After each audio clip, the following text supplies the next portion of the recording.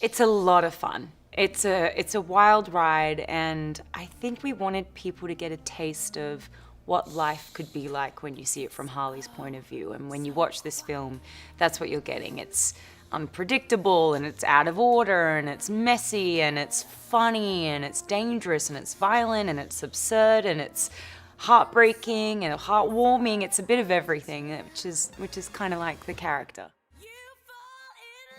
I had so much fun playing Harley in Suicide Squad. The most exciting thing as an actor is to have a number of choices with your character. You can kind of do anything when you're Harley Quinn. You could react one way, or you could react 20 other different ways, and it always makes sense for the character. So that's a liberating and creatively stimulating place to be working anyway.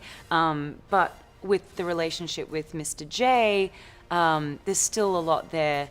And we kind of wanted to see, okay, what's Harley like when she doesn't have the comfort of knowing that Mr. J will take care of her or take care of things. We referenced a lot of films for things that we loved, but Blue Eyes was really the main thing, whereas like that informed me back when I was first researching Harley as to who she was and that she was capable of doing really bad things. He's a great villain. He really made some unexpected and brave choices with Roman, and I think there was room to do that in this movie because it didn't necessarily have to fall on his shoulders. It really is you've got this female ensemble cast, and so many of the Birds of Prey characters are so true to their comic book selves with creative choices on top of it. And I think that meant that Roman and Zaz could kind of be whatever they needed to be the perfect opposition to that female ensemble. And I think Ewan had great ideas, and him and Kathy worked on it a lot to come up with what that would be. She understood the story, the characters. She had so many additional thoughts from everything, from color palettes to plot points to everything. So it felt really right when Kathy came in. We all kind of looked at each other like, wow, this is perfect.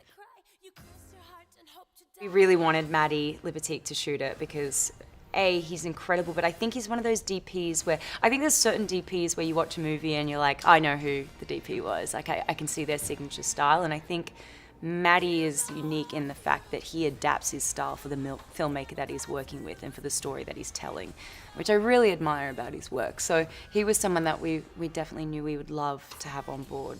He's obviously a busy guy, very talented and in demand, so we're very fortunate that he did come on board.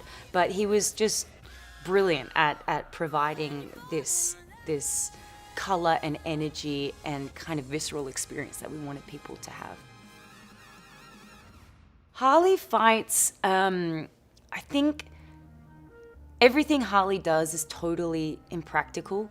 She will wear something that is just not appropriate for the situation. It's like wearing a big jacket with things flowing off it while trying to do a fight scene, or putting on skates when you're about to fight on a moving platform. I mean, none of it makes sense, which is so Harley.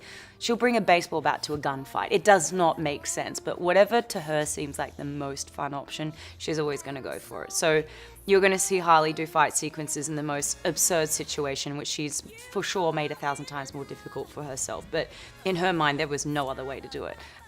So it was, for me, Margot doing it, very difficult because skates and all these extra elements definitely increase the level of difficulty when you're already doing something kind of tricky. But it's so right for the character. I'd never want it any different.